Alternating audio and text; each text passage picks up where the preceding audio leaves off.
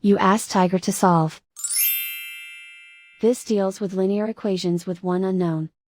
The final result is m=3. Let's solve it step by step. Simplify the expression. Expand the parentheses. Simplify the arithmetic.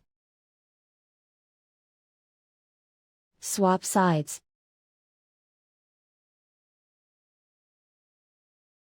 Group all constants on the right side of the equation. Subtract 4 from both sides. Simplify the arithmetic.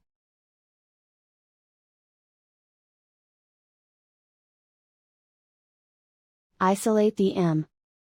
Divide both sides by 2. Simplify the fraction. Find the greatest common factor of the numerator and denominator. Factor out and cancel the greatest common factor.